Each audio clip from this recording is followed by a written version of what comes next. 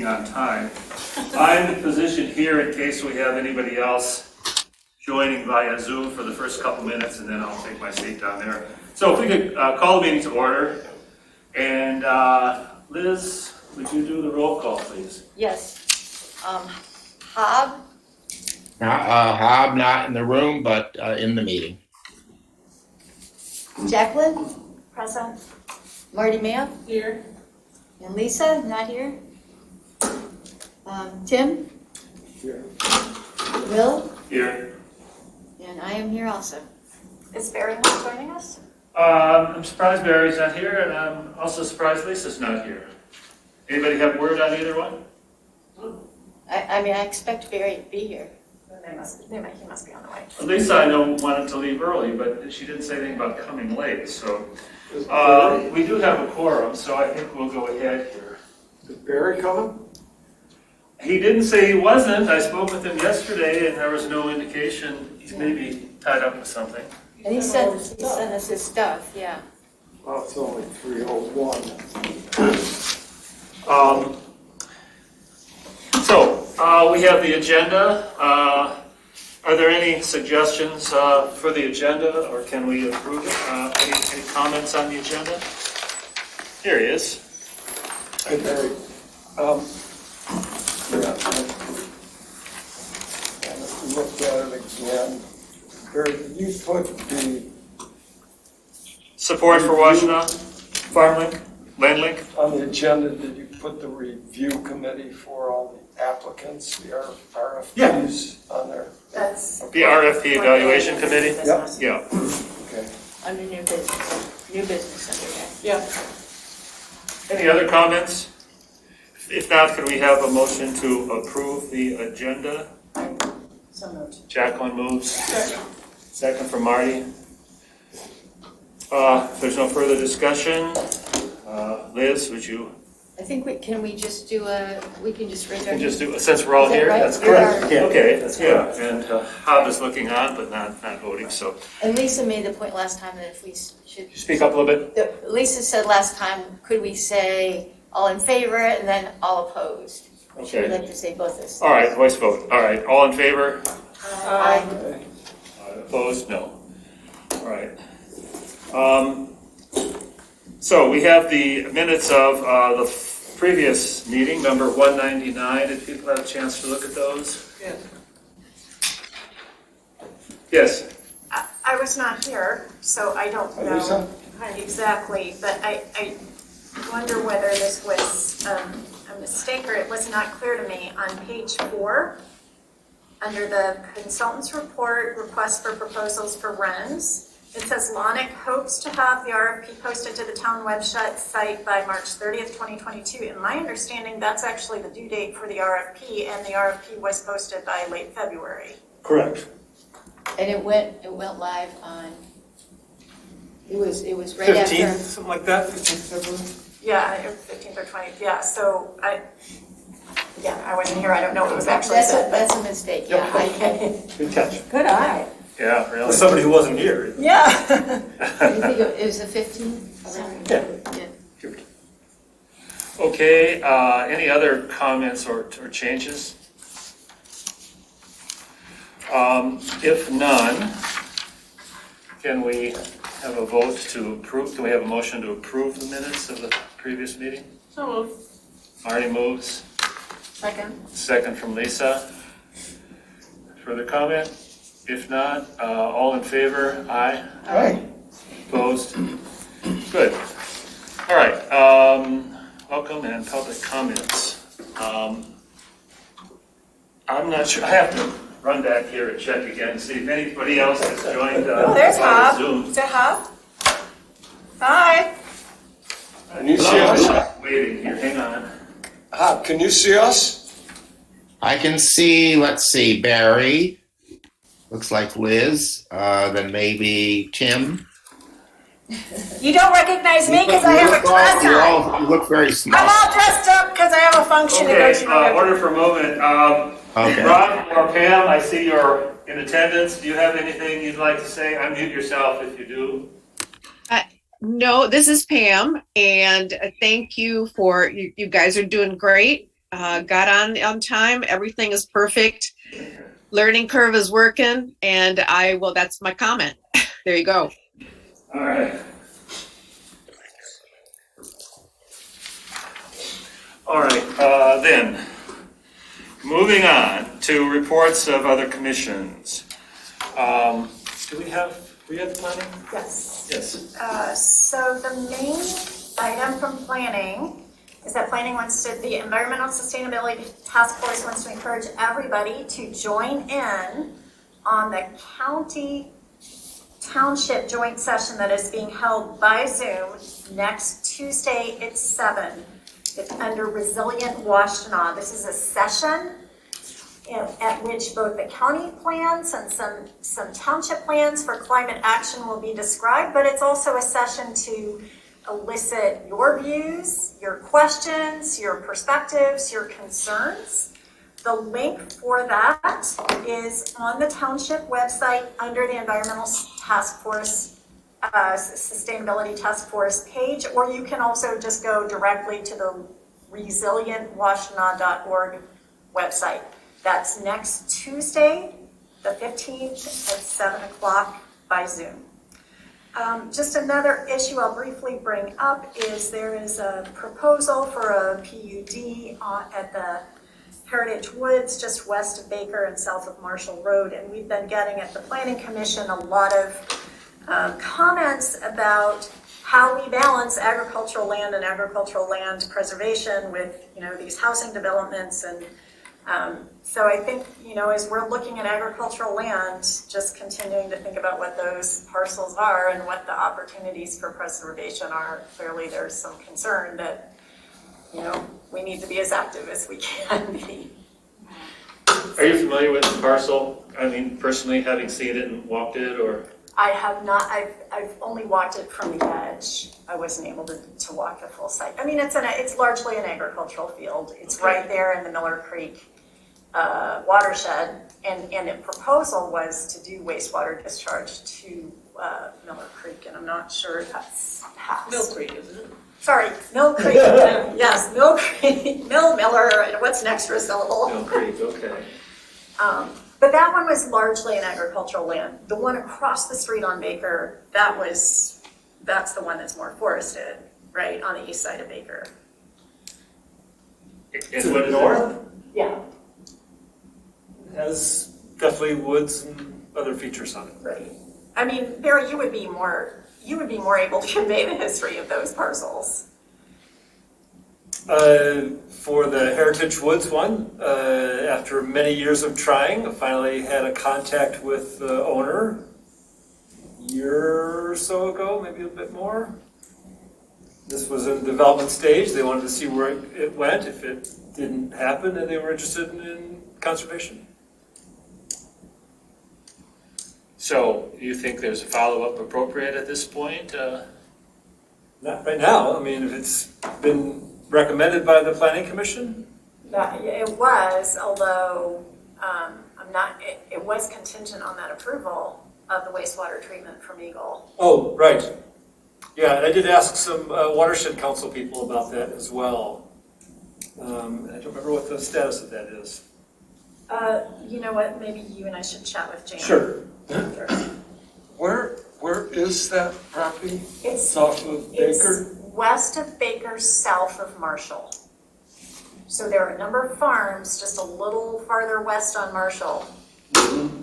This is somewhat south of the Sloan Preserve. Like, I don't know, half a mile south. Right. There's a house on it, isn't there? No?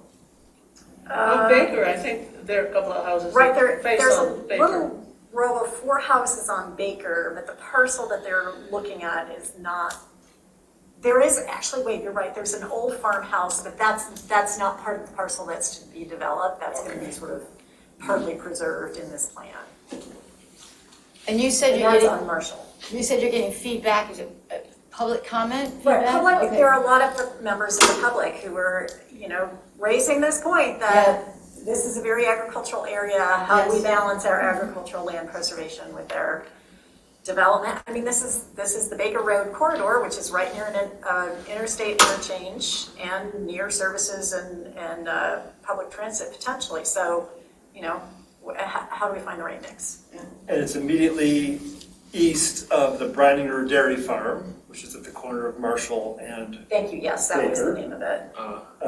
And very near to Mill Creek, which from Parker Road, which is the township boundary, is a state natural river.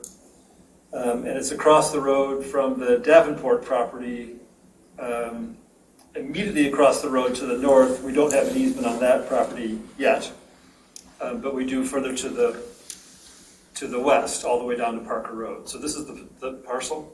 It's 95 acres, give or take, plus the piece that fronts on, there's a strip that runs out to Baker Road. It's, one of the bigger parcels left. It's a high priority property for us. So, what is the likelihood we'd have an application for that property? Are you in touch with the owner of it? Not lately. In the short term, none. Because they're exploring this other option. Yeah. Which they're potentially going to get a lot of money if it gets all approved. Well, that situation has pertained before, and different things happen, so we should at least be aware, right, of what the proposition is that they may be considering. He's aware of our opportunity here. Of the interest of the LPC? Yes, absolutely. Okay, all right. Got his number here somewhere. All right. Anything else from planning? I think that's the main thing.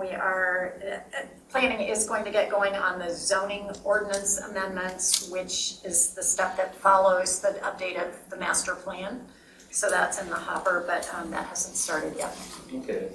I know you were on the sustainability task force, is that right? And Yes. Hob as well, are you on the? Yeah, Yeah, I am. and you are, okay, all right.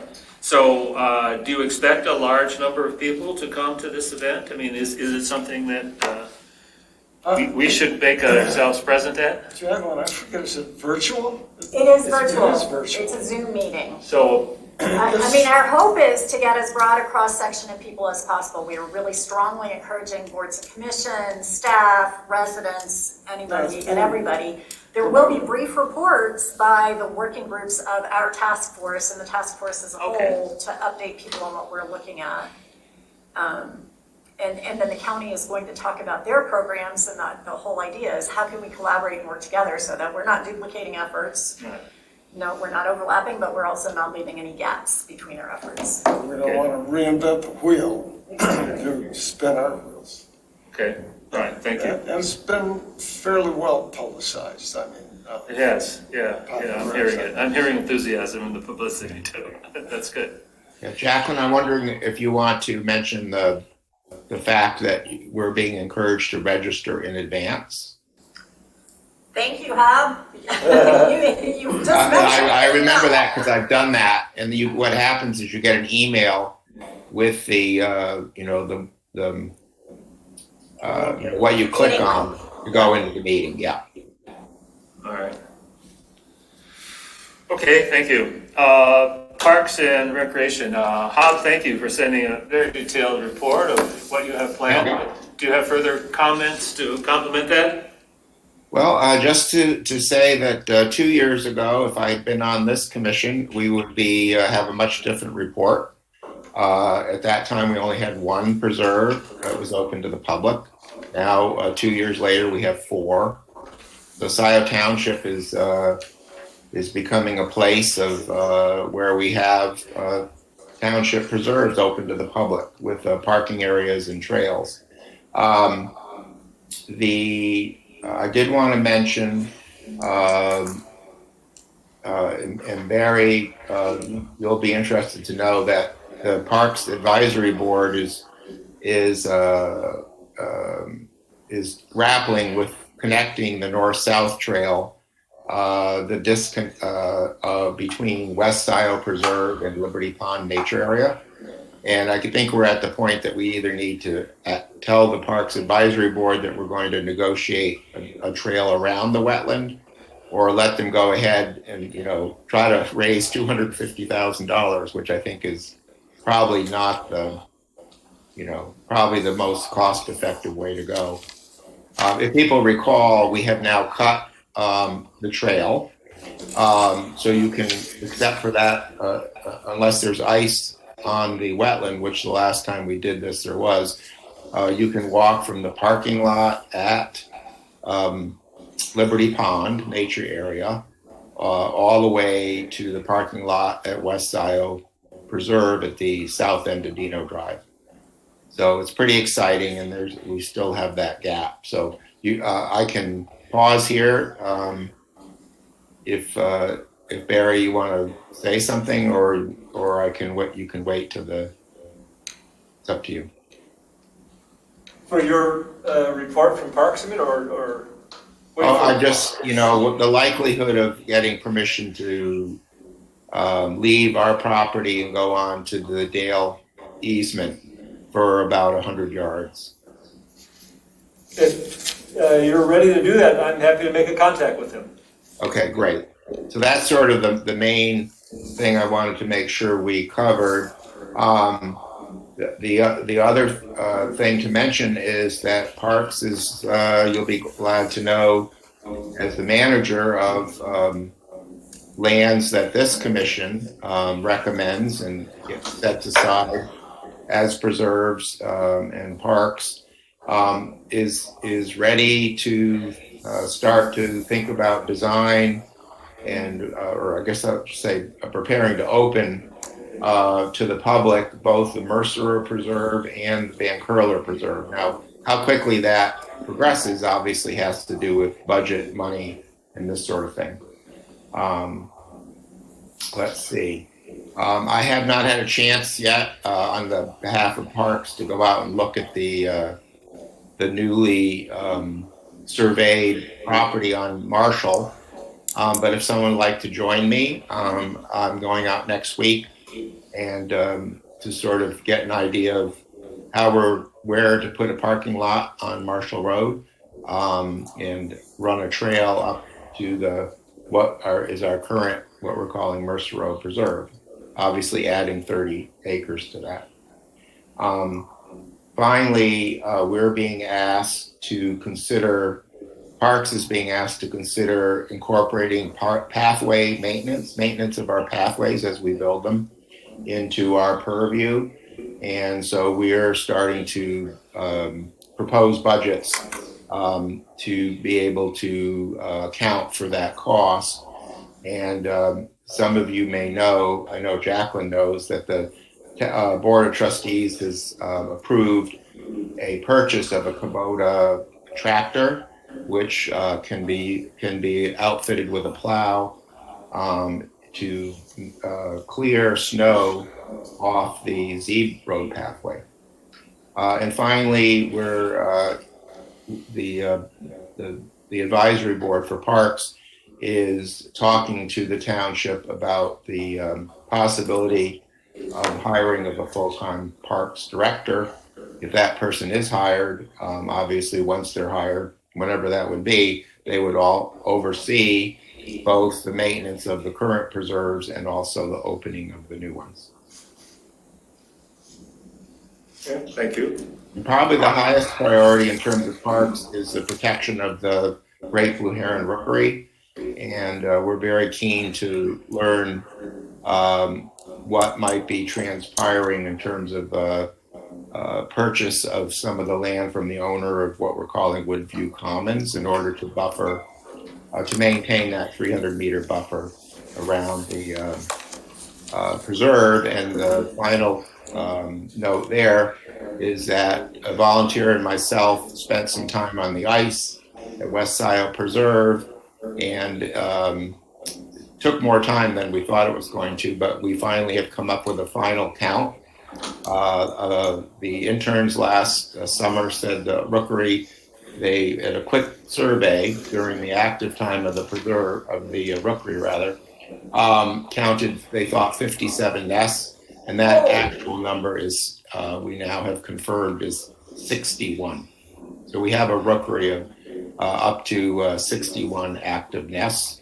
Last year we guessed about 2 dozen 24 pairs raising young parents. So very exciting. And now we have that number 61. Okay, thank you, Bob.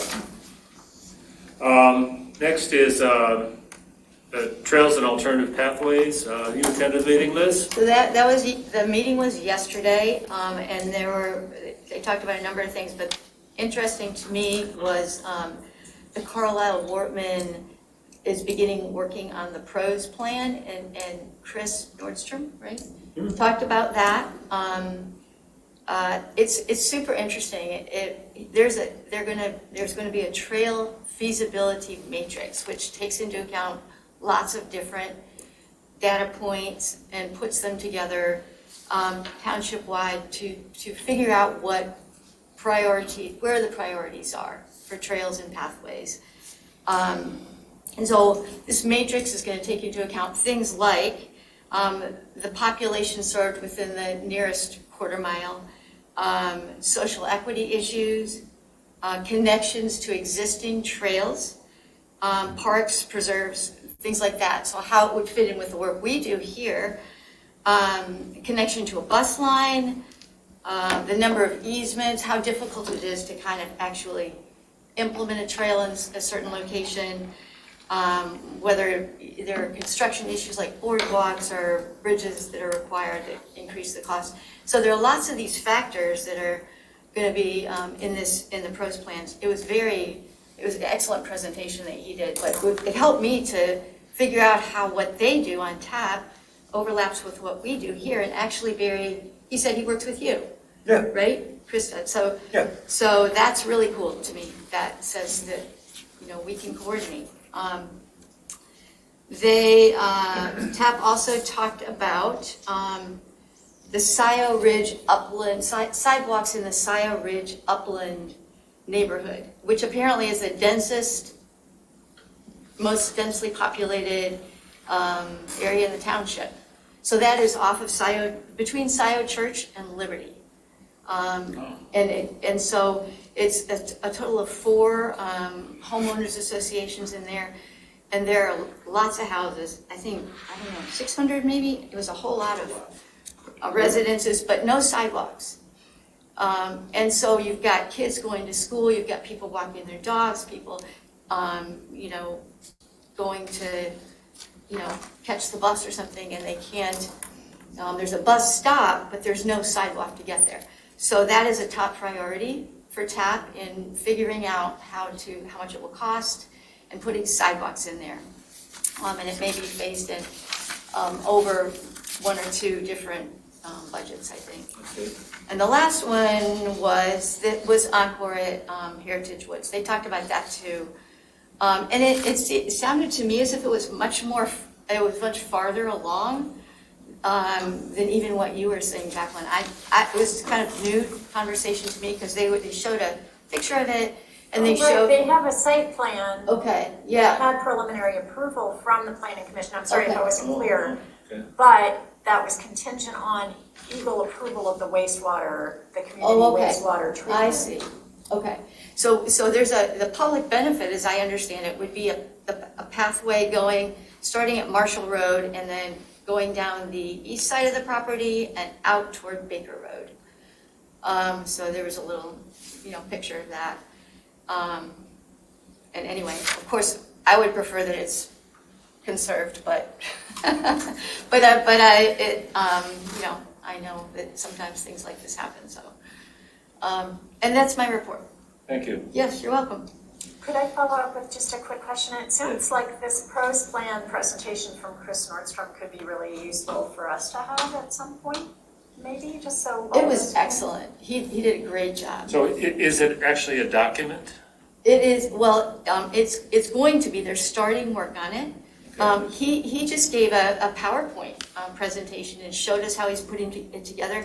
There's going to be, what I loved about it, there's going to be a lot of opportunity for public input. So the community, the township, residents in the township are going to be able to say, we support parks and pathways in this area, but we absolutely don't support them here. And that is going to become a part of the matrix. That kind of feedback It's gonna be really, I mean, I think that's what we need in the township, is for people to be kind of working all together to, you know, get the word out, see what people think. So yeah, I agree. I think it'd be a wonderful presentation for us too. Yeah, Liz is correct, and that actually we're spending quite a bit of money with Carla Wharton to do this plan. About, I think the Board of Trustees, Jacqueline, correct me if I'm wrong, is authorized a little over $20,000.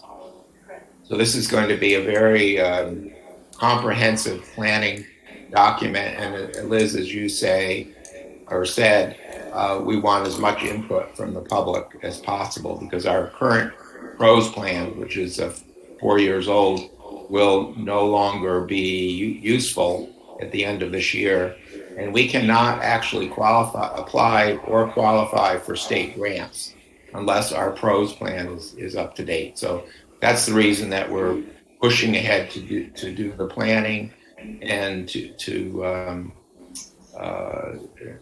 complete our new PROS plan, which will be good for 5 years this year. So we need to do it this year. So that's why if you see a timetable which points towards this coming November, that is with a lot of things that need to be done before between now and then. That's why. Okay. All right, thank you, Liz. Thank you for your clarifying comments. Bob and Jacqueline. Board of Trustees. Jacqueline, what can you tell us for that? I'll just keep it pretty brief. As Hob said, we did approve the purchase of a Kubota, which will be half dedicated to parks for trail maintenance. The budget will be considered in our next regular meeting, and there may well be a special meeting to continue to consider it. So be LPC budget, obviously, among that. The millage will be considered at a meeting in the first meeting in April after we've gone through the budget process, which is really the primary focus. And then, as Liz and Hob mentioned, the BOT did approve the funding for the PROS plan. So I think those are key items. Okay. So we'll know for sure that the Board of Trustees approves our requesting a renewal of the millage after their first meeting in April? I'm pretty sure that's the current plan. I haven't seen that agenda yet, but yes, the plan is to take it up at that first agenda. All right. And there's no perceived objection to this, right? No, it's simply that there have been other items that have been occupying board time. All right. Okay, thank you for your attendance at these other meetings and commissions. I'll go to old business. First one is the Moore Conservation Easement Revised Amendment, and this just keeps hanging around, and you all received a long document. I hope you didn't waste your time reading the whole thing because you've seen it all before. Barry, would you point out to the very minor change that's being made in this document in order to make it acceptable for the seller to be able to sell with the flexibility to expand the footprint of the current accommodation? Yes, so previously the draft amendment stated that the expansion of the house must be to the west. And that's what the recommendation from the LPC was. That's what the Board of Trustees acted on and approved. And then I submitted that to the daughter of Mr. Moore, Mindy Kerr, and she said, but that's where our septic tanks are located, on the west side of the house. I wasn't aware of that. Can we just go, any direction, north, south, or east? And so I drove by there a couple of weeks ago, back and forth on the road a couple of times, and I pulled into the driveway, looked around, I pulled in the second time and looked around. There's no trees of any significance that surround the house. The house is set back from the road a fair distance. Once leaves are out, you can barely see the house from the road. That was my concern about if there was any kind of scenic impact, let's put it away from the road where people can't see it. And really, I don't see any objection to there being the ability to add on to the house in any of the other three directions. is still limited to, everything else is the same. They're still limited to a 25% increase in the current footprint, and we have an opportunity to review plans before they can proceed with things. So, You say we, you mean the township or this body? yes. Let's see what it says here.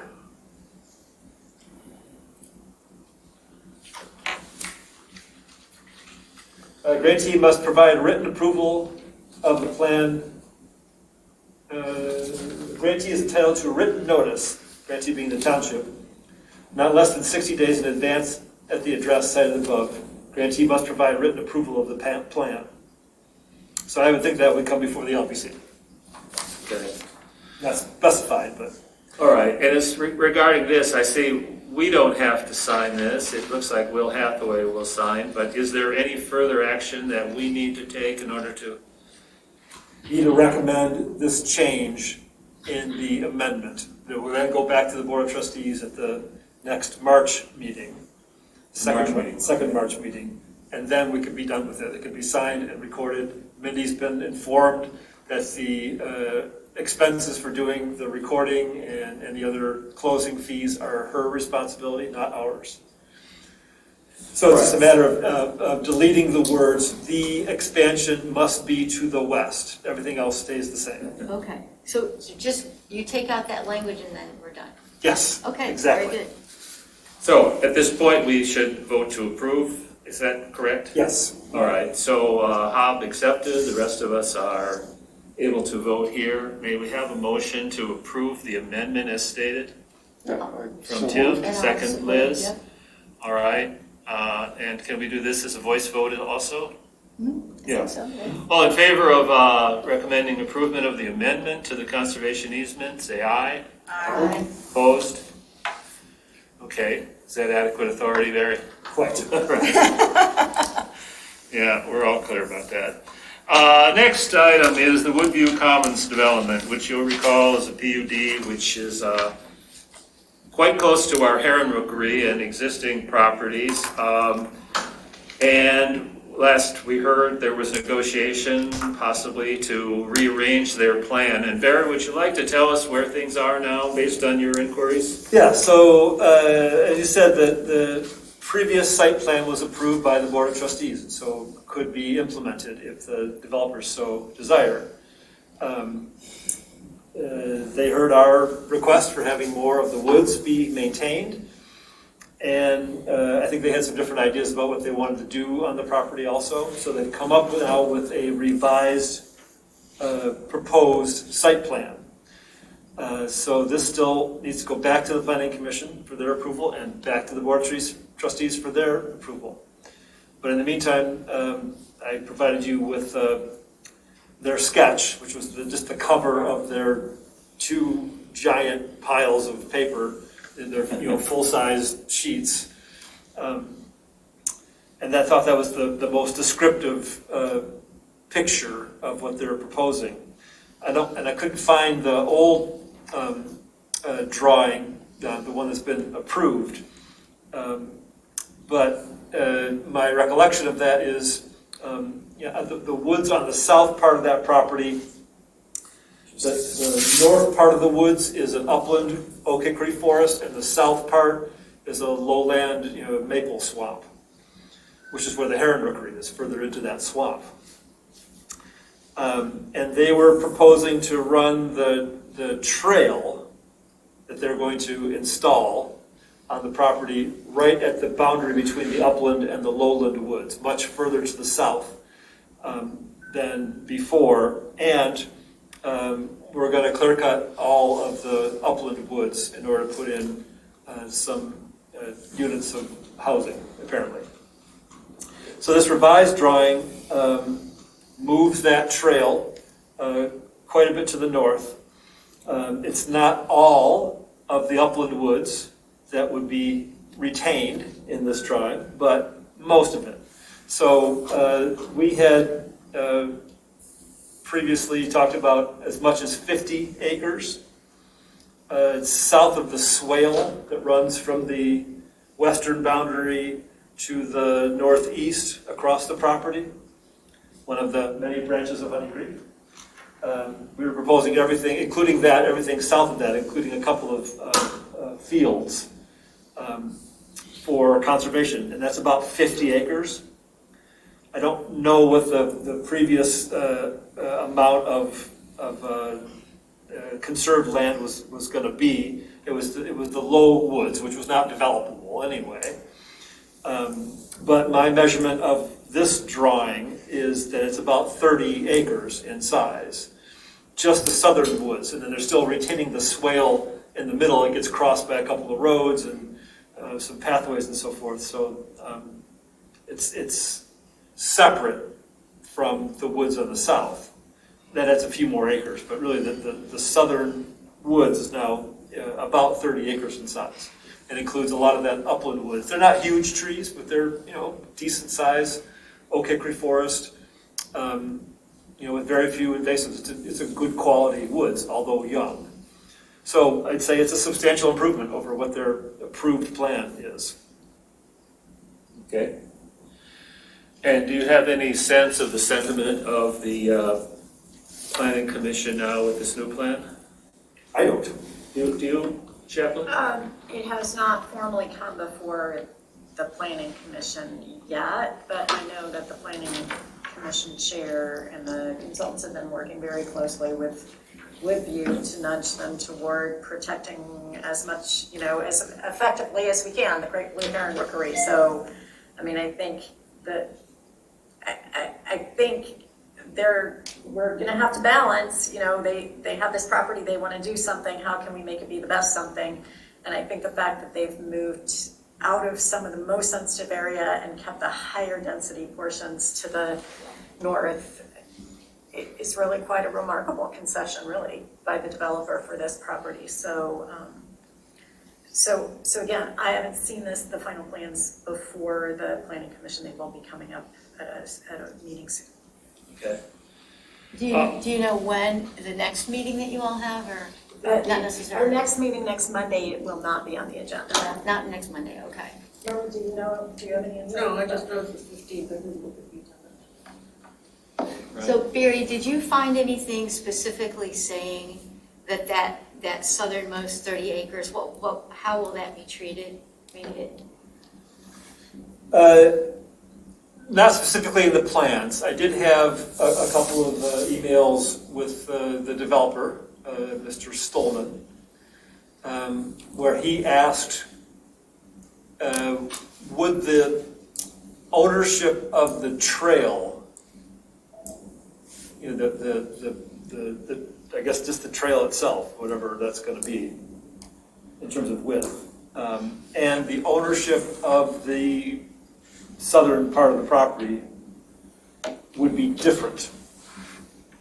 And I asked Alec Jerome about this, and as I suspected, the answer was no, it would be the township in both cases. So I responded to him that way, and haven't heard anything further about that. So I think that there's a couple of options there. It seemed like they were considering, by asking that question, deeding those acres to the township so that we would own it and be in addition to the preserve. Otherwise, sometimes in PUDs or similar kinds of situations, open space developments, those open space areas are retained by a homeowners association or some other entity, which are charged with managing the open space, which may mean not doing anything, but nevertheless, it's their responsibility. The implication was, the consideration was to deed that part of the property to the township to add on to the preserve. Okay, but that's not in writing that you know of? No, this was from an email exchange and my read of that. I don't even have a specific reference for that. It was just, will the trail be under different ownership than the land? No. So you're thinking about deeding the land to the township then. That's how I interpreted it. So we'll see what they say when they come before the planning commission. But I would think that would be an acceptable outcome. is for them to say, can we just deed this 30 acres to the township and you add it onto your preserve? Probably with no financial consideration other than it comes off the tax roll, I guess. Correct. There wasn't, and it provided Stolman a statement that we were willing to, put money on the table to buy some or all of that 50 acres. And this is he didn't respond to me directly, but this is their response with a new drawing.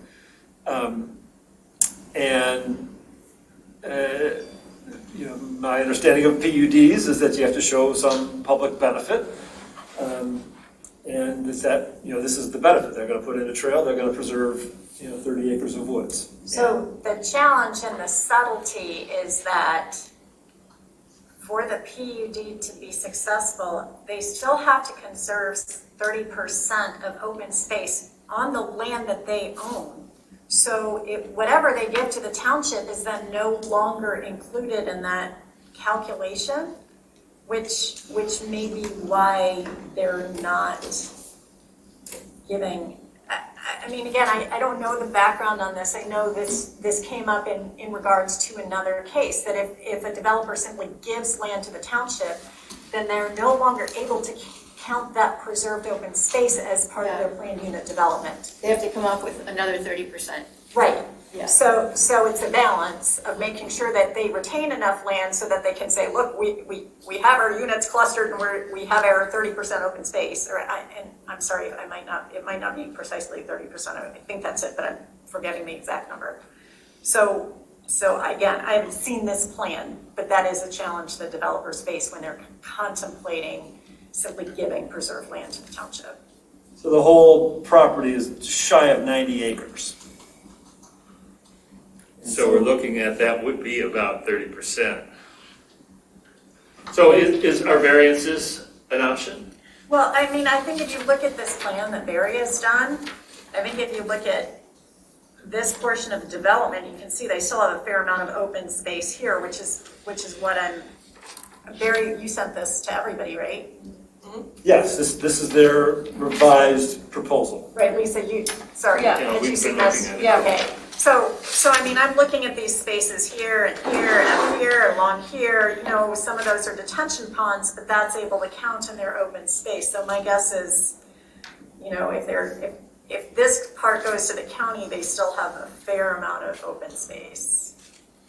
Why couldn't a variance be a possibility, given the fact that it certainly qualifies as is, without the county taking over that southern portion of it? But, recognizing that, why couldn't, a variance in that rule about 30% be offered to them because of if they are willing to give up that? It's very possible. I just don't know right now the exact mechanics and logistics. I mean, certainly variances are obtained for all kinds of things. I mean, the ordinance does set that as a pretty clear goal, and I know that came up as a question with the previous project, but I don't know that's impossible. I'll ask that. I mean, clearly as we move forward, we're gonna do what we can. Well, and also, once you remove 30 acres, that means 30% of what remains is much less. Right. So it may not be so difficult to work that math into this one. Exactly, and then the total amount of preserved space, like if 30 acres goes to Scio, but then they're still preserving 30 acres or 30% of the 60, that's still another 20 within their plan that's gonna have to be open space. So it might be that altogether it will be 50 acres of open space.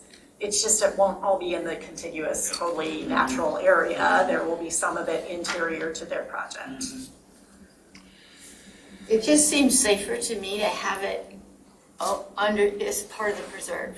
It just seems as if, your homeowner's example, that just seems precarious to me compared to adding it onto the preserve. So if there's any way to make that happen, I would certainly want us to try to do that. I will carry that message. I think they have heard loud and clear that Okay. we are very, very concerned about doing the best we can to preserve the Excellent. Heron Rickery. And I mean, they really have done a lot to try to accommodate that. Yeah. I have not been in on all the conversations on the update, on any of the conversations on the updates of the plans, but from all reports I've heard, they're doing a lot. So I will carry that view forward, and I know they're also carrying it as well, so. And then as far as, I had some 2 or 3 ideas for the planning commission. So when that comes on the agenda, I don't know whether, I will certainly. Should I just, alert everybody on the LPC for when? That would be great. Okay. For example, this is just an example of what we can think about, where will work, and Hob actually alerted me to this, where will the big work machines be parked? And where will they be traveling and will they be on the Heron side or will they be on the other side? And who is going to police those months when the herons are there to make sure that there's no activity where, and no development activity during those months? Those are really important considerations. So certainly when we were talking to them in the first round and we had a biologist do a report, one of the considerations is that the big equipment can only happen off season. After the herons leave, or like October, November, after they leave the rickery, and until February, March when they return. And yes, you're right. Enforcement, how we enforce that, how we monitor, how we enforce. Those are questions Carlisle Wortman, our consultants, have dealt with that as part of zoning enforcement. But yes, those are good things to keep in mind and raise at the planning commission meeting, and I will be sure to let people know when that's on. Yeah, thanks, John. If we have a new full-time parks director, could they be involved in monitoring? Even though it's not a park per se, but could they cross over and be involved in monitoring? I guess that job description probably has not yet been written. Yeah. Yeah, there is a job description that the Parks Advisory Board has forwarded to David Rowley, and there have been meetings. I understand, I haven't been part of them, talking about that job description, but this person's not a parks director. This person, as I understand it, will be the director of preserves, parks, and pathways. Perfect, so they could be involved in monitoring to make sure that the Heron Rickery is safeguarded. Okay. Exactly. That's right.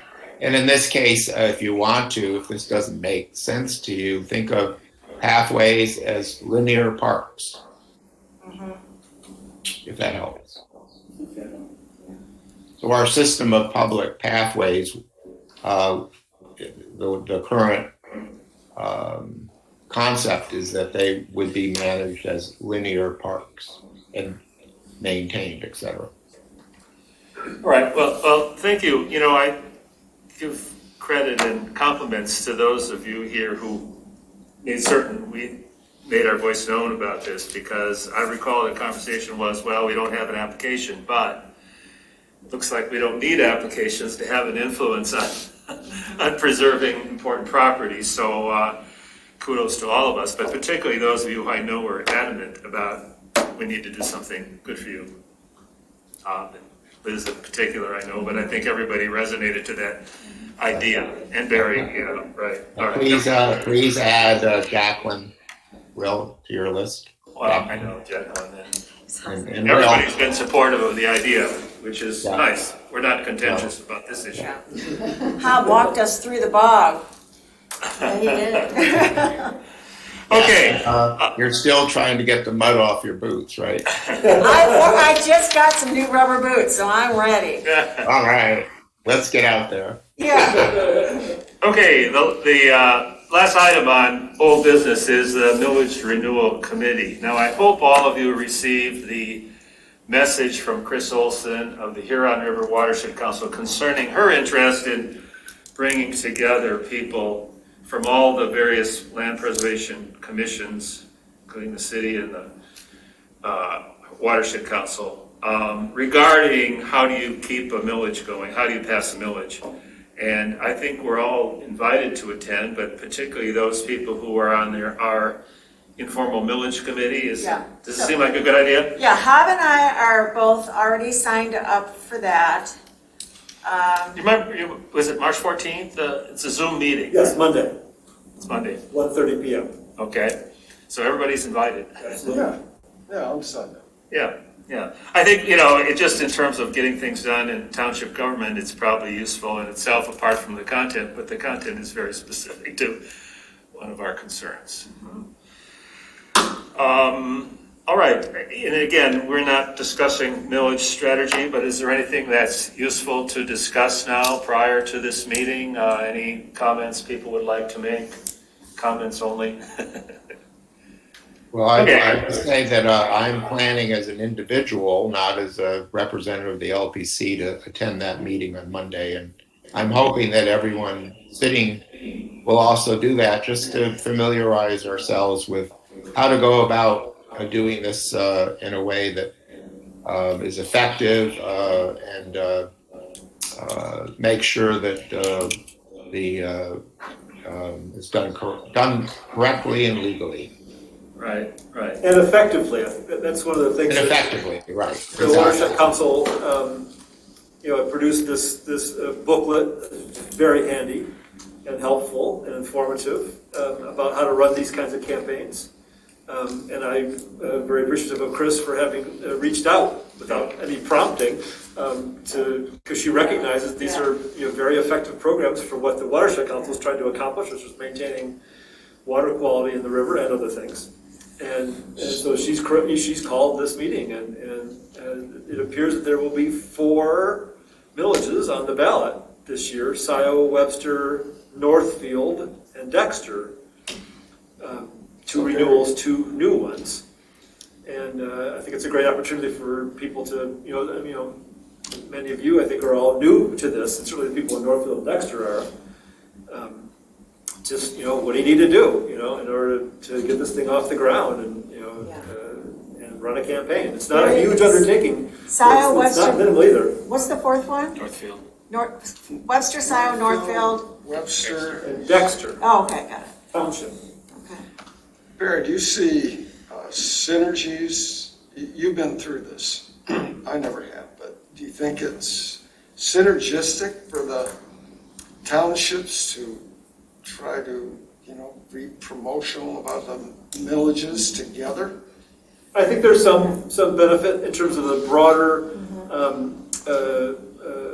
public understanding that these things are all coming up. Obviously, everybody votes on their own millage, but if there's articles or other information to say, look, this is not just Scio. This is 4 adjacent townships. They're all going after this together. This has only happened one other time, I believe, and that was when the Greenbelt Millage and the Ann Arbor Township Millage were on their respective ballots at the same time, and that was 2003, so 19 years ago.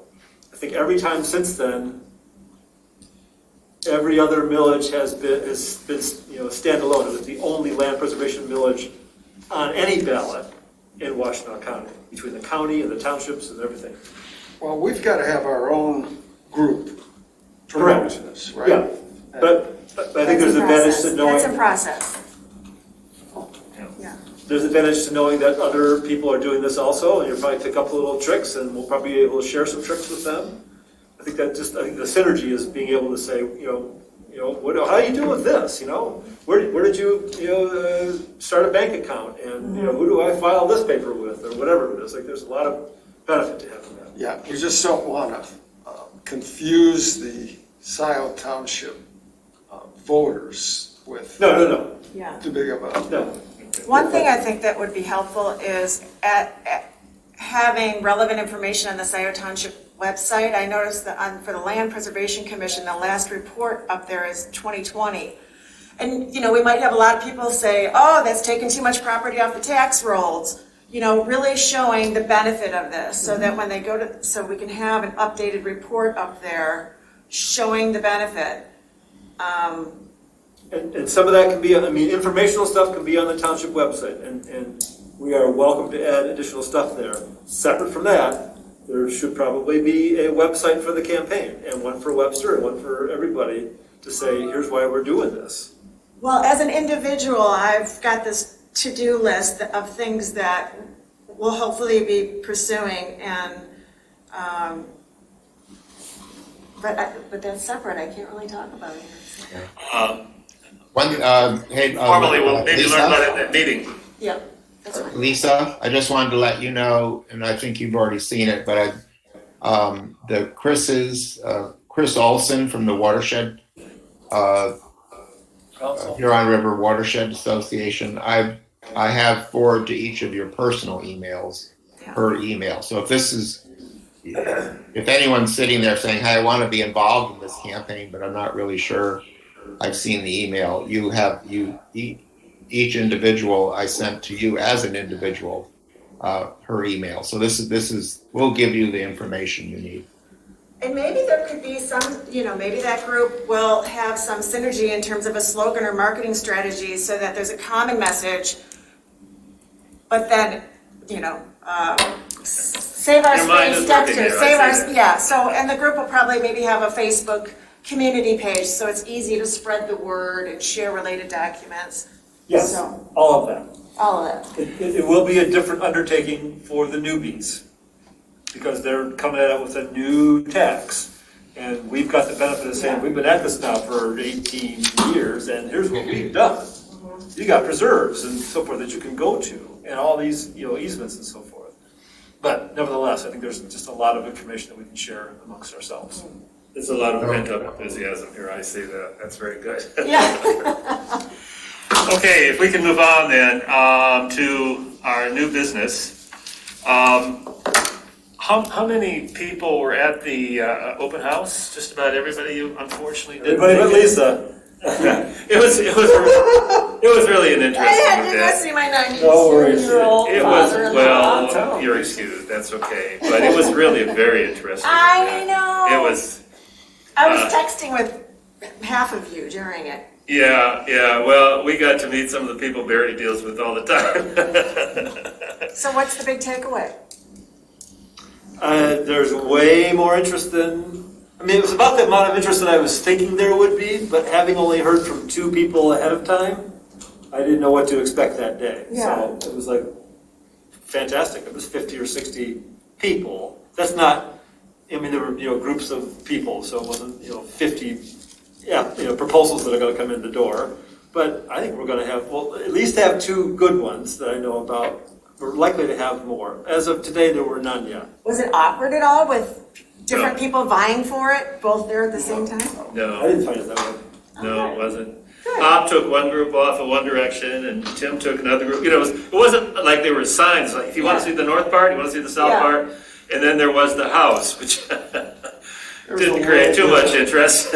Promotion from, a couple of the groups, to Barry and myself, backing up their plan. A little bit of that, but. Yeah, we got a little personal insight into what people were thinking. Yeah. Just a quick question related to that. I was noticing that on the website page for the request for proposals, at the very bottom line where it says priority will be given to proposals where food for direct human consumption, fruits, nuts, vegetables, fiber crops, and/or flowers are produced.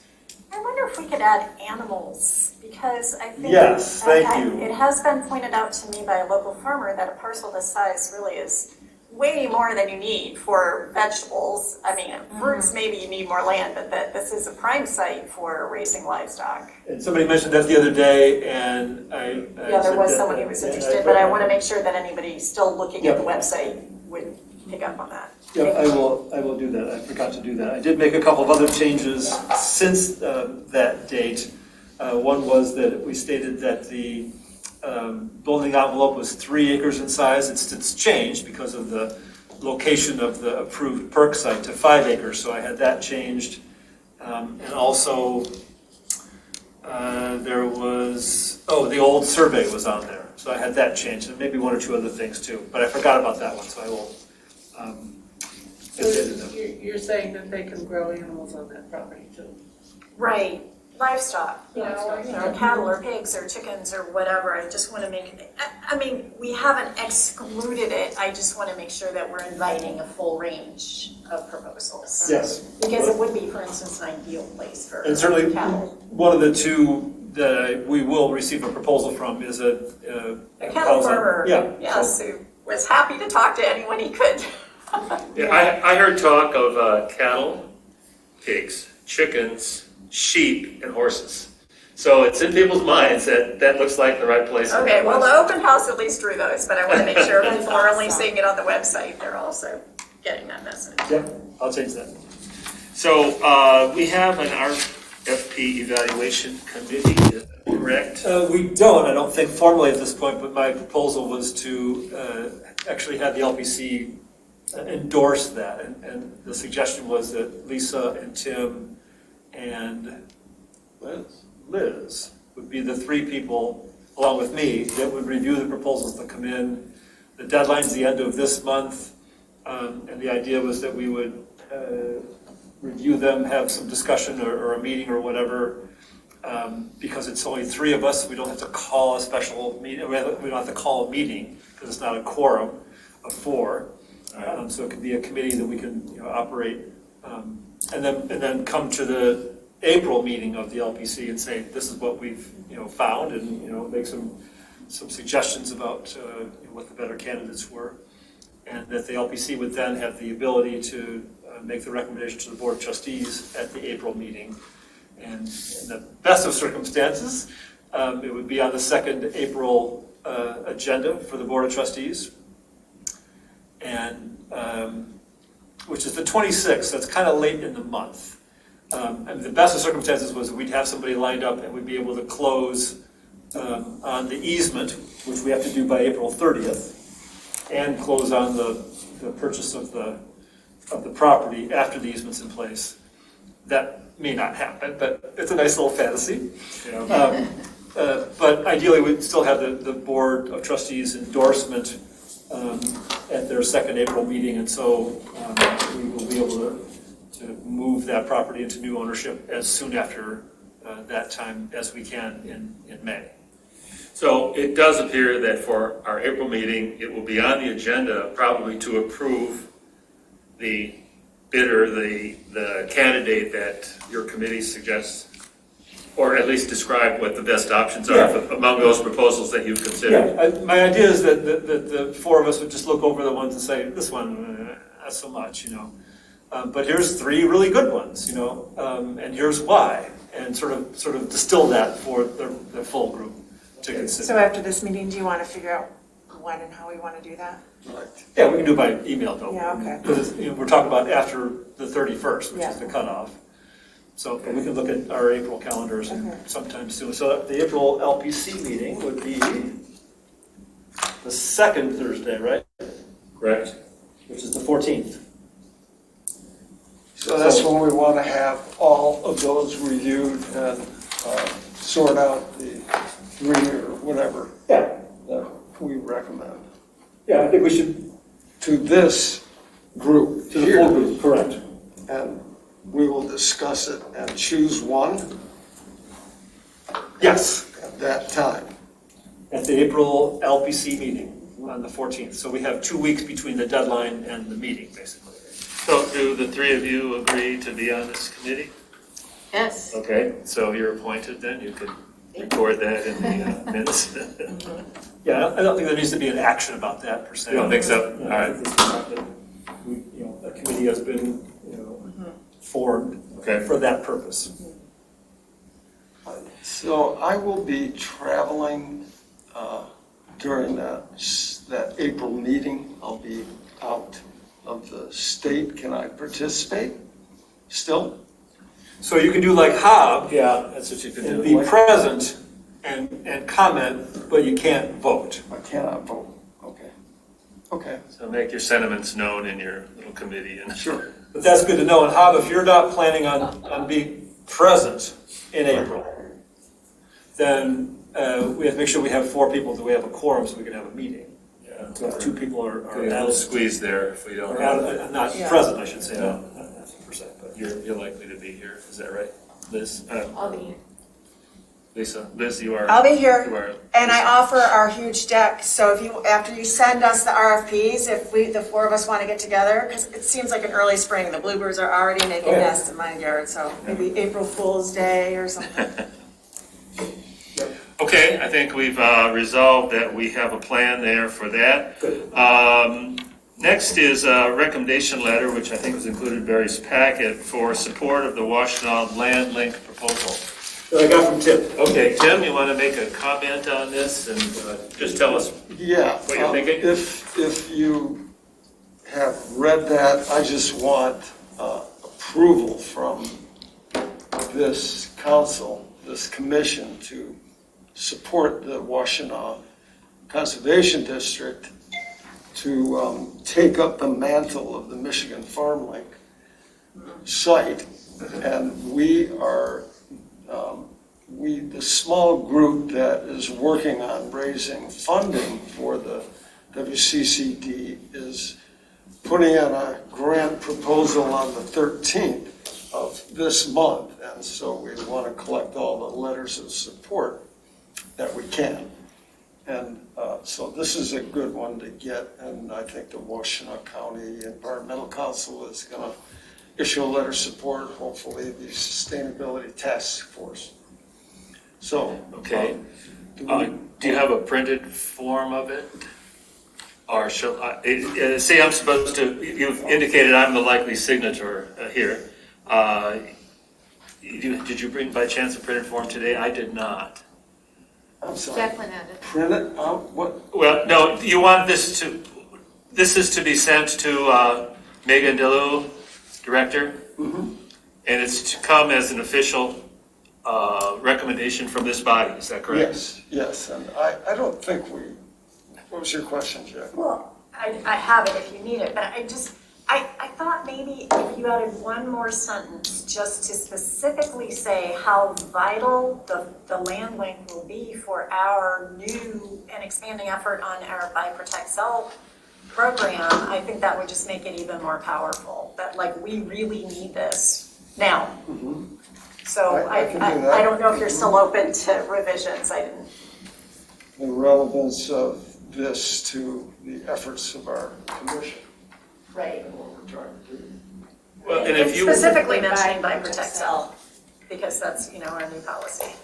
well, if there's no objection to the informal processing list, if you would make the change, send it to me by email, and then I can email it to Megan. Is that a reasonable process for making Yeah. your sentiments known? Sure. Okay. I think it should have a signature.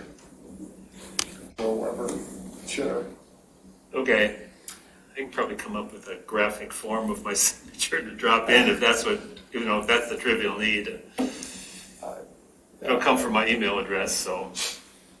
Maybe it doesn't. I'll ask Trilly that. If you have Adobe Acrobat, there's a formal signature option. I don't. Do we need I don't, then? But I have a little graphic, of my signature I can drop in.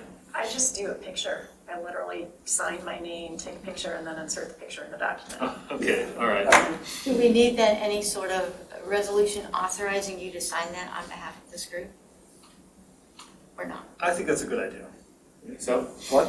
What's a good? Yeah. A resolution authorizing as a Will group, we've to sign sign on this. on our behalf. Yes. Would you like to state that in the form of a motion? I would just, Yeah. Yeah.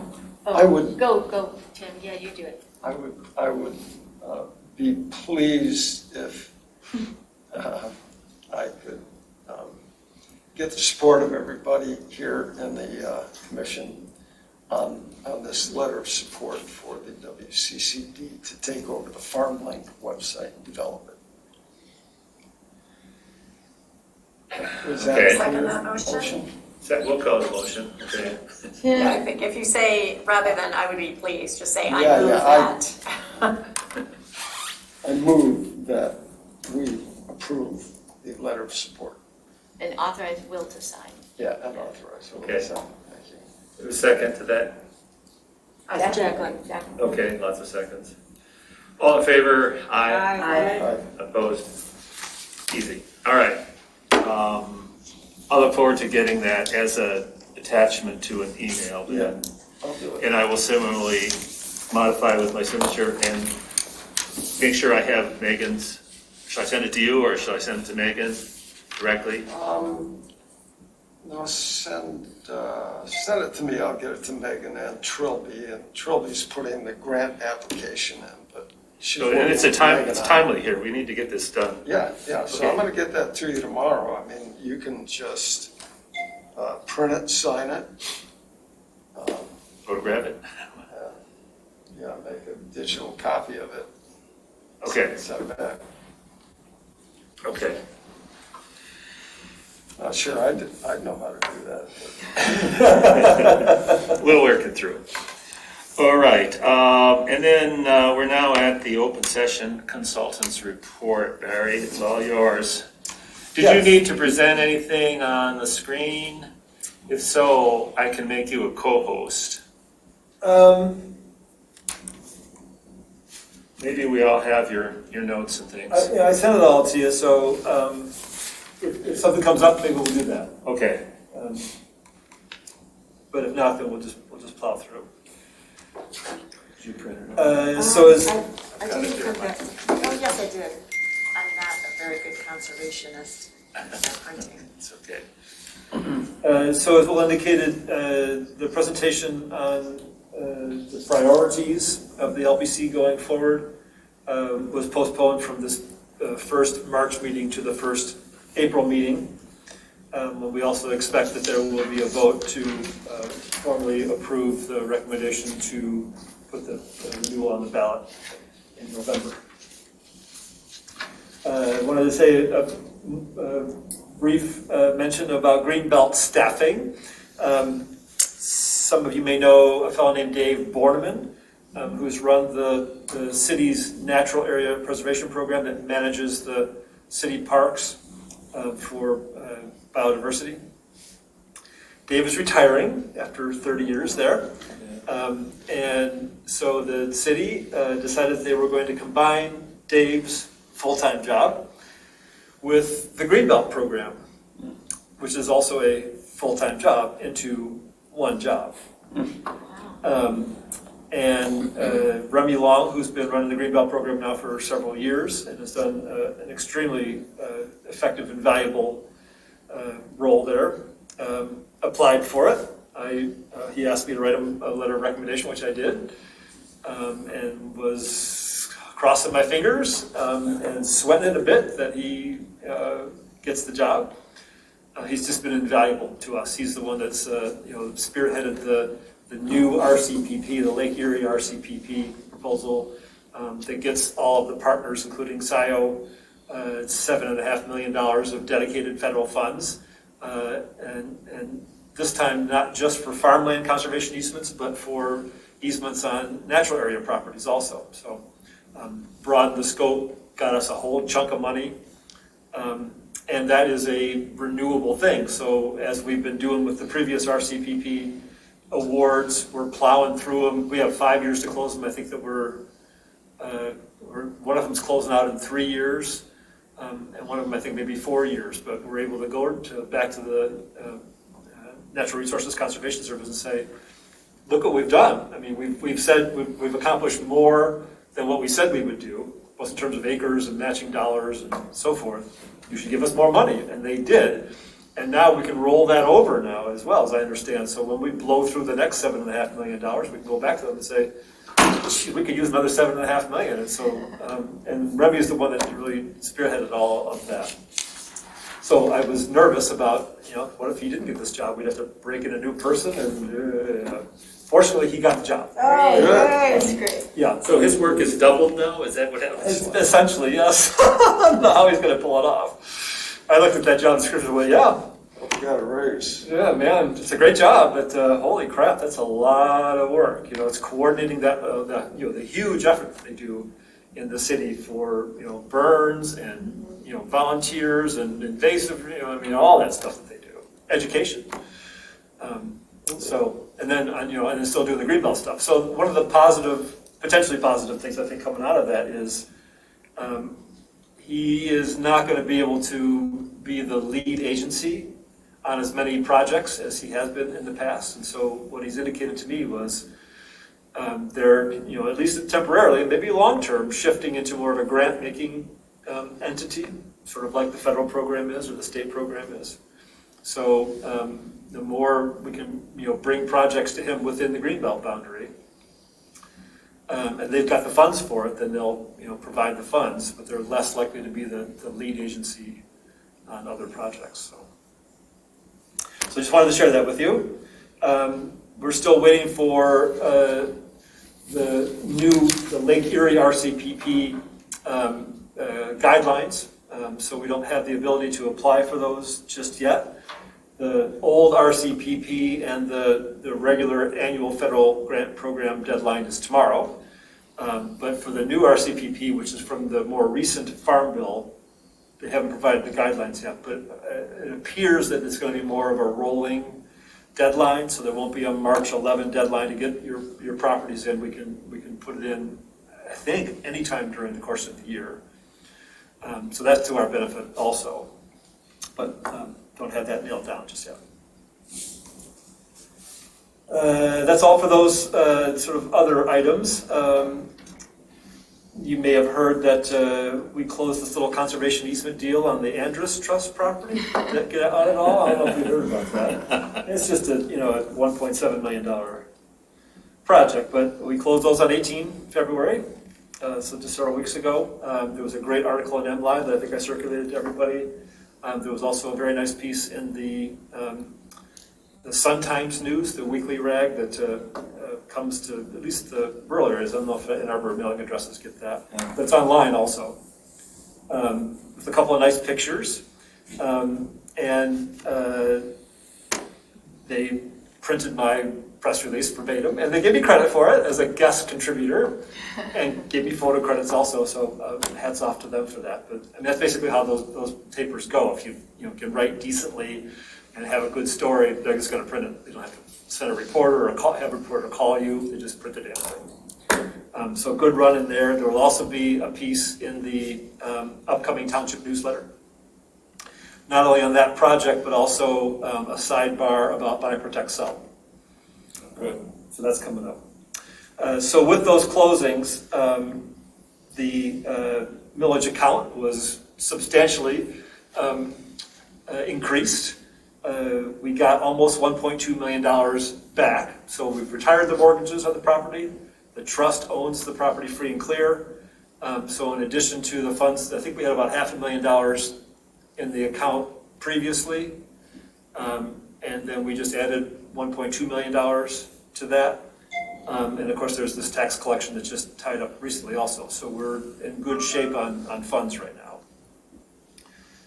And just as a side note, Richard and his wife Deb showed up at the open house. And Do you have more plans? Expanding? Do you want more property? And Deb says, absolutely not. And Richard's a dreamer, he's, but anyway, they showed up, and it was good to see him there. He's the dreamer, but he also makes stuff happen. And Richard told me that they had forwarded, so I sent out the notice about the RFP and the open house separately to my email list that I've been, building forever and ever. It's probably 40 or 50 email addresses. I sent it to the Michigan Farm Link, sent it through Megan at the County Conservation District, and also through MSU Extension. And then I know that people, forwarded it on from there. So Richard, was on my email list, and he said he contacted 6 other people, 2 of whom showed up that day. So he wanted to see what it was all about, and he could be able to talk to people who either were there or not there, so he could tell them, what the land looks like and what the buildings are like and so forth. So he's a good ambassador for us also. So that's all on that, but congratulations. I mean, it's a tremendous project. And I was reflecting also about, and I think it was in the article as well, about it was right about 3 years ago, this month, which is when my neighbors are bringing giant wagons full of wood to my house, because I buy 10 cords from them every year. When we were unloading wood and this topic came up, and he said that land's still available, and I made that, research and made the phone call, and so it was just about 3 years ago that it all happened. So. That's you. So nothing, I emailed Tom Burnham from the Delhi Woods property to say anything new. He has not responded, but we're under contract for that property, and I hope someday he'll respond to me. On the Wren's property, I had previously reported to you that the appraisal had been approved, which was true, at maybe the state level, I guess I would say. Mayor, I'm sorry to interrupt. Yes, sir. Let me go back to Delaware. I looked at that property today, just passed by. It looks like there's there's tracks going in 2 or 3 different places, and I think people are pulling wood out of there. Is that we don't have control yet, right? Well, we have a purchase agreement, and I will go by there also, and see what the purchase agreement says about that. There's certainly language in our purchase agreements to say that you can't, the owner will not allow the property to be wasted or something of that nature, which means you can't negatively impact it. But thank you. I will have a look. So back to the Wren's property. So it passed the initial appraisal review, but because it was more than $1 million, it had to go for national review, and it did not pass that. But it sounds like it's nothing substantial. But all that Brian Thomas, the program coordinator, knew when he emailed me a few days ago was that it did not pass the national review. He didn't know what the issues were. It just showed up in a database saying not approved. So hopefully that will go smoothly. Now, are you concerned about that? I mean, we're nearing the end here. I was previously, and then I was not concerned because I thought it had been approved already, and now I'm back to being a little bit concerned about it. And it may not be anything major. Let's hope that's the case. So when you say nothing major, what do you mean? What sort of thing, how do you change an appraisal? Oh, boy. There's a huge document, probably 20 pages of the specifications for appraisers when they're writing a report that involves these federal funds. And it's how things are laid out, what you have to oh boy, what else is in there? I haven't looked at that for a while. It's just these are all the things that we need to see in an appraisal. So it could be something that just wasn't completed properly? Correct. Oh, It could be. But they just need to tell you, don't you? They pretty soon. They will eventually. Okay. They, like I said, all he saw in the database was, not approved. Yeah. And so he was in the process of, tracking down what the comments were, and he'll forward those to me, and hopefully they're minor. They will get forwarded to the appraiser to be addressed, and then we'll respond back. And essentially, if they address all of those issues, then it will be approved from there. So we've still got a little bit of time here. It's what, the 11th, 10th today. So we've got 50 days to close. We should have those comments back shortly, and then we'll deal with them from there. All right. It's, Longer term is that, if this appraiser turns out to have serious problems, is there a way that we can encourage people to use different appraisers? well, this is one that we hired. And it's one that we don't typically hire. Right, but we hired to go along with what had been done, right? Yes. Initially, for that property, we hired our usual appraiser. And they came back with a much lower number. And the estate, on its own, without, because they have to determine what the value of the estate is.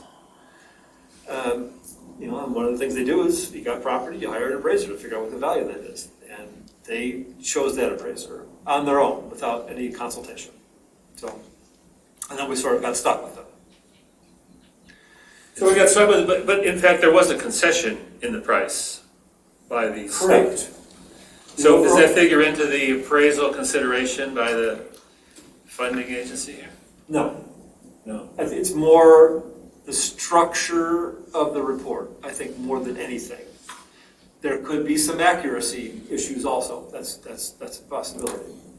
They may take issue with how certain things were what do they call it, adjusted. You know, so because no property is the same as the subject property. So you make adjustments. Is it gravel road versus paved road? Is it this soil versus that soil? Is it this zoning versus that zoning? You know, and then you adjust accordingly. They may take issue with some of the adjustments. I really don't know. It's the same outfit, which is Gerald Alcock, for similar kinds of reasons, was the appraiser of choice on a property in Ann Arbor Township. And that report was also rejected, and changes needed to be made, and then it got approved.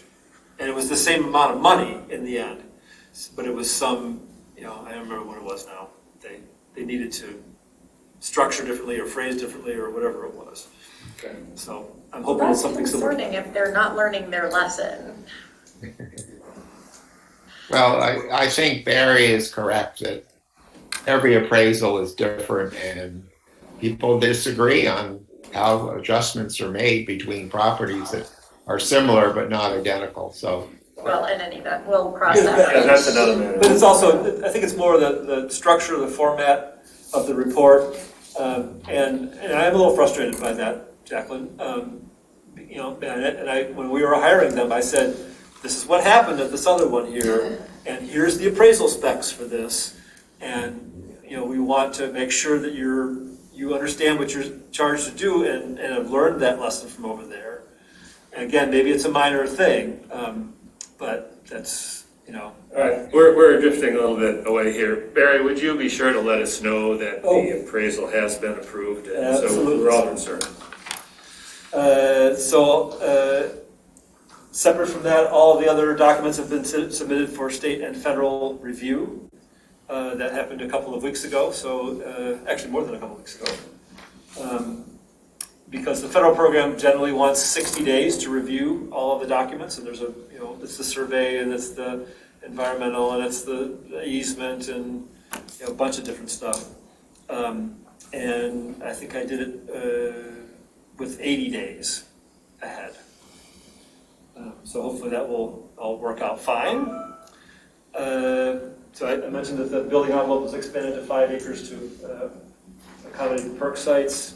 And so the agreement that we struck with the estate was that the new buyer would be responsible for covering up to 50% of the cost of the new septic field installation, since there's no septic field now.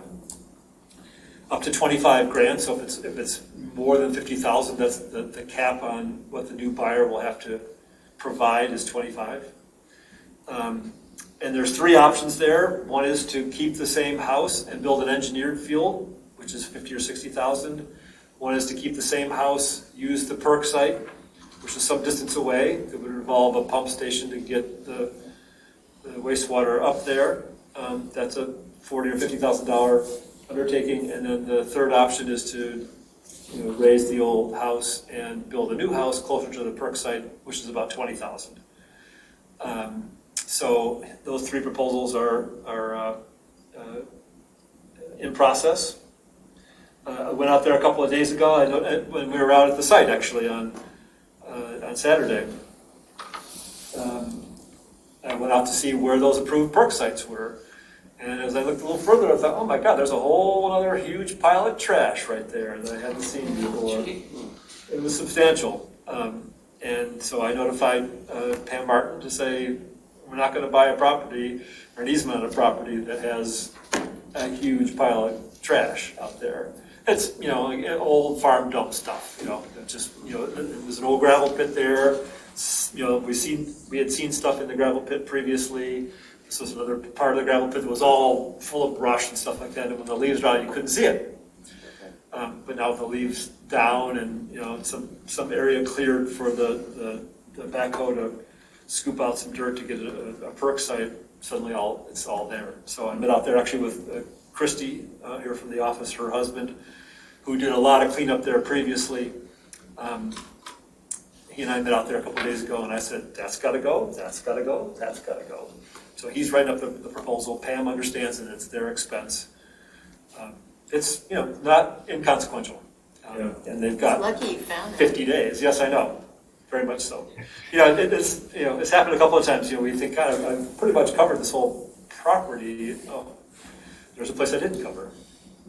It's either full of brush that you can't see into or can't get into or whatever it is. So Barry, with respect to the house and what might be done in the septic field, should the RFP committee favor a proposal in any sense if it might tear down the house and just be done with that whole problem? Is there any advantage to us if the buyer chooses one alternative or the other? I don't think there's any advantage to us. I think it's a buyer's choice. Okay. And certainly people that came in, I spent most of the time at the house. And there were people who went, yeah, this is not so bad. I went, if you've got a lot of skill and a lot of money, maybe it's not so bad. But it's their call to make. We don't think we ask specifically what their intention is for the house. We just say, you can have one house in the property. It's either that one or a new one. But that's something we could consider. If they have, they say, we want to keep the new in the house. It's a factor. All right. Well, I think we didn't consider the house because we heard that it was potentially in very bad shape. But as an example, on the 5970 whatever West Liberty place that we own, we're currently in the process of trying to turn that historic farmhouse and buildings into a local historic district so that they will be preserved, because many people do consider these old houses as part of their historic character and part of their scenic character. So I would say, all things being equal, if somebody had the resources and interest to actually preserve that house and upgrade it and do what needed to be done, that would seem to me more consistent with what we've been trying to do on other properties. Yep. We did not explicitly include that in any of our criteria, so obviously we can't officially consider that. But just in terms of what we've done elsewhere, we have looked at old historic farmhouses. I mean, even if it's not special, it has the old stone porch. It was the original farmhouse dating from the late 1800s. Yeah, something like that. And it's got, some nice woodwork. I tried to take a good look at it. I thought it was, definitely workable. Me too. It has some water damage, clearly needs some roof work. The foundation was clearly some water in the basement, but, if somebody had time and skills, it seemed like a very salvageable house. Sure. What year was it built? I think it was the 1890s. I know that the Wren's family had owned it 100 years in 2020. I guess it still owns it. So it was 100 years in their ownership a couple of years ago. I think the house predated their ownership. All right. Okay, on to Loveland, which is the one here on Marshall Road. I was out to the site a few days ago with the firm doing the environmental assessment, and they didn't see anything in the walk around. So I expect there to be a report end of this week, I was told, that shows no recognized environmental conditions on the property. And so I've asked for closing statements dated for next Friday. Whether we do that or not is unknown, but I at least want to get the draft statements in hand and get that process going. We're committed to closing that by the end of March. And one way or another, we'll meet that. Whether it's by the 18th or not, we'll see. I'm sorry, I don't remember the Loveland property. Where is that one? This is on Marshall, just on the way here. Oh. It's the next to and provides access to the Mercero Woods that we bought a few years ago. Right, okay. Not far from Mike and Erica's place. Yeah. Just a couple of properties to the east of that. So I've tromped around there a couple of times. I wanted to see where the survey stakes were. And I also went out with the ESA tech. And it's 20 acres total. And there's more than half of it for sure.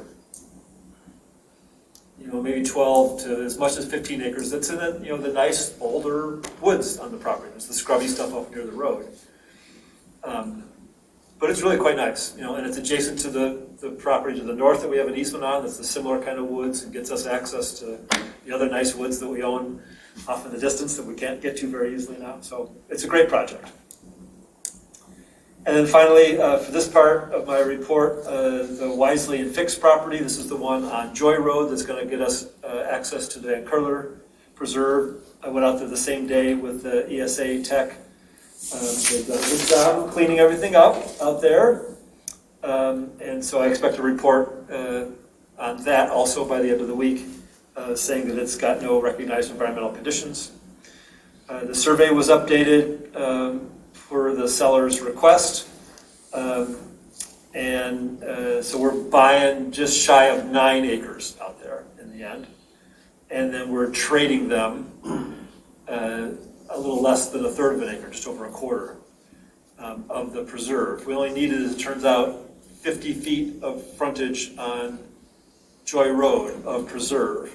I was thinking it was going to be 66 foot. And then it goes back 240 feet, so that's 0.275 acres. So the total purchase price is going to be right around $90,000 for that. I'm sorry, $120,000. And we're splitting that 3 ways with the Greenbelt and County Parks. So that's a couple steps behind. We don't have a closing date on that one. Some of these purchase agreements have no statement about when we're going to close. Like the Burnham one, it could go on forever. And this one's the same way. It's not going to go on forever, but we don't have a deadline for that one. But we'll close that one this year. We'll close Loveland this year. We'll close Reds this year. We closed Andrus this year. So it's already shaping up to be a really, really good year. All right. That's it for the open session. All right, thank you. Can we have a motion to go into closed session? Before you do, Will, Jacqueline, do you want to mention the upcoming Saturday at Scio? Oh, that's, April? I guess we should do that since this is Sorry, before I meant that. to say something, but. Sorry, right, so the next Saturdays at Scio Preserves hike is April 2nd, 10 o'clock at Liberty Pond. We thought we'd go there before the mosquitoes get there, but it could be wet, so bring your boots because it could be muddy, but hopefully the mosquitoes won't be there yet. And then in May, we will go visit West Scio, which we chose for May because that's when the trilliums should be out. So we're hoping, you never know, given the weather, maybe the trilliums will be out early, but hopefully we'll catch trilliums at West Scio for the May hike. Okay. All right. We had a good number, I don't know, maybe 10 people. Not a huge turnout this past one, but a nice turnout. And thank you, Marty, for coming as well. All right. Anything more in open session? All right, then we have a motion to go into closed session. I'll make a motion to go into closed session to discuss pending property evaluations. All right, I'm making a motion to go into closed session to discuss pending property evaluations. okay. Motion's been made and seconded. Do we need a voice vote? Is there a second? Marty. All in favor? Aye. Opposed? All right, I'll advise those who are in our public section that we are going into closed session, and if you can, discontinue your Zoom connection. Just check. Thank you. Have a good afternoon. Yeah, Pam, did you catch the notice about the next hike in April? Oh, yes, I did. And the one for May. Thank you so much. I really do appreciate that. Thank you for coming to our meeting. Yep. Thank you. Bye-bye. Bye-bye.